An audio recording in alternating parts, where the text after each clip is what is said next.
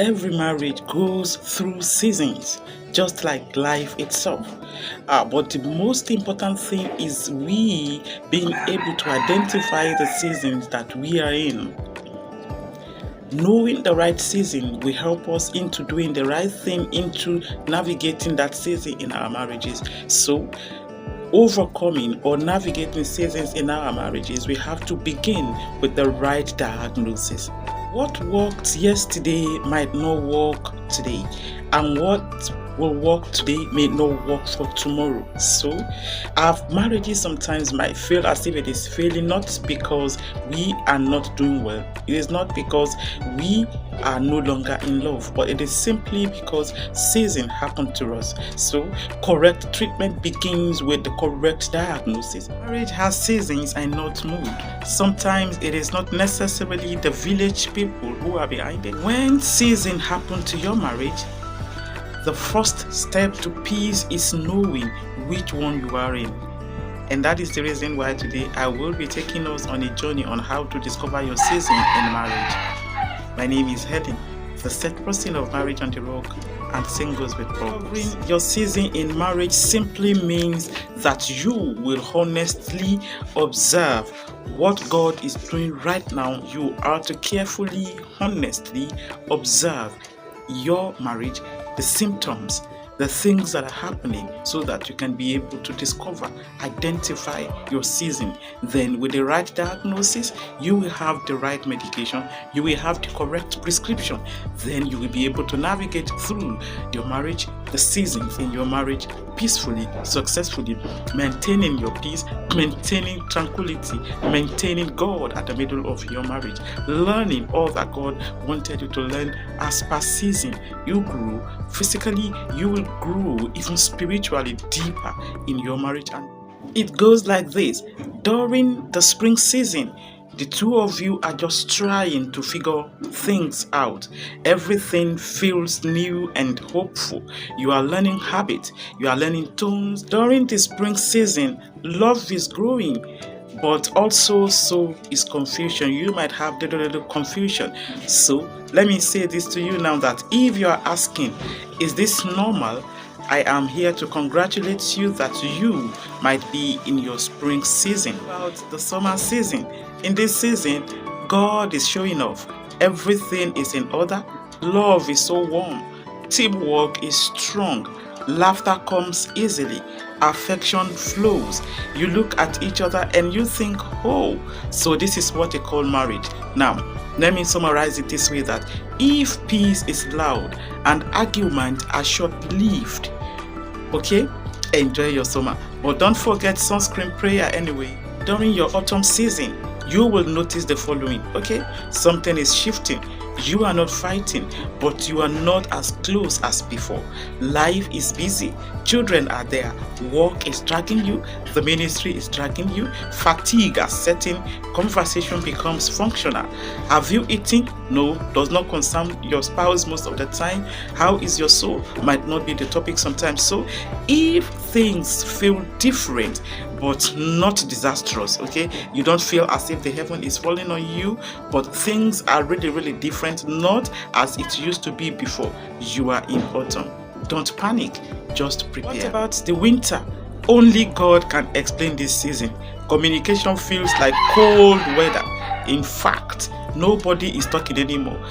If you want to communicate, it is very short and careful. Emotions are very sensitive. Patience are tested. You are loving by faith and not by feeling. You were just staying there because the covenant you made is keeping you locked up there. The butterflies has disappeared. Now you are like two strangers to each other. You have too many bottled up emotions. You have too many unexplained feelings. I am saying that if staying committed to your spouse feels like a spiritual appointment, you are welcome to your winter. Bundle up in grace. How would you be able to identify or discover the season you are in right now in your marriage?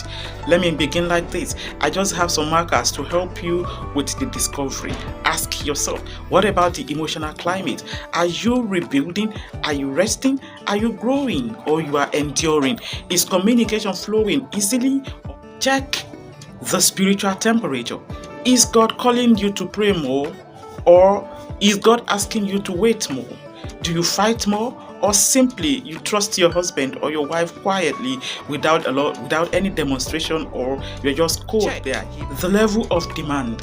Is this season so intense and then responsibilities are so high? The children, the finances, or the ministry are just dragging you here and there? Or is it a season of ease, of fruitfulness and enjoyment? Ask yourself.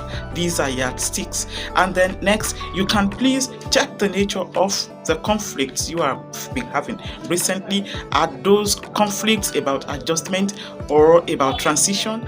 Different conflicts often signals different seasons. There are some conflicts that will tell you that this is a winter season because of its intensity and because of the way it is demoralizing and because of the way it is frustrating. Then there are some arguments that will just be to just adjust and transit to understand yourselves. Every season comes with grace for that season. God will never bring you a season without accompanying it with a grace. So let me just say it now, that if grace that you have right now is feeling like an endurance, then I can welcome you to winter. If it feels like momentum, it could be your summer season. Quick succession, I just want to bring us some of unknown. They are not common. Both spouses may feel different a season. The husband might feel like it's my summer, and then the other might feel like it's winter. One is hopeful while the other one is tired. This doesn't mean that you are mismatched. You will have to notice that seasons are revealed by pressure and not vows. You don't discover your season on your wedding day. So you discover it when money is tight, when sleep is scarce, when expectations clash, and pressure doesn't create the season. It reveals it. Be aware that good marriages still enter winter. Winter is not punishment. Some winters come after obedience, not sin. So even Jesus slept in a storm. And if your marriage is cold right now, don't rush to accuse anyone. Just discern it. Please be aware of this as the fourth unknown fact. I want you to take note of that. Feelings are the worst weather forecast. Emotions change daily, but seasons, they don't. So if you use your mood to define your season, only one argument to declare that you are in a winter season, you will misdiagnose that marriage. Sixth, this is very crucial. This is very, very important. I would say that it is not every season that needs talking. Some season needs prayer more than conversation. Some need silence more than explanation. Trying to talk your way through every season can create unnecessary fights. So if you have been talking over time and it has not been working, I think you should practice silence while you pray for your spouse. 7, seasons don't ask for permission. No, they won't seek your permission. You don't vote seasons in or out. They arrive with life events such as children, loss, growth, calling. 8, your response determines the length of every season. Let me tell you that seasons do have timelines, but disobedience extends them. What I'm trying to say here is that when you respond correctly to your season, it will shorten the timeline. If you respond correctly to a difficult season, the season will pass away quickly. The ninth thing I want us to know is that God is louder in some seasons than others. All of the seasons, God is always available. God is right there in the boat with you. No matter the storm that is rocking your marriage right now, God is right inside the boat with you. So far, you have not sent him out of your home because of disobedience and your lack of adjustment or your lack of understanding the seasons. It's very, very important for you to understand the season you are in, and then sometimes you will be able to know that God is whispering, God is talking louder, or God is just watching you, expecting the right action or reaction from you. So, as I will be concluding, I want to assure you that you are not failing because it is hard, because that season is difficult does not mean that you are failing. Again, you are not winning because it is easy. You are simply in a season, and then so you should stop fighting the weather. Dress appropriately to match the season you are in right now, and walk with God through it together, you and your spouse hand in hand. Thank you so much for listening to me today. May the Lord bless your home. May your home bring sweet aroma to God. May your generation serve God. Amen. Bye-bye.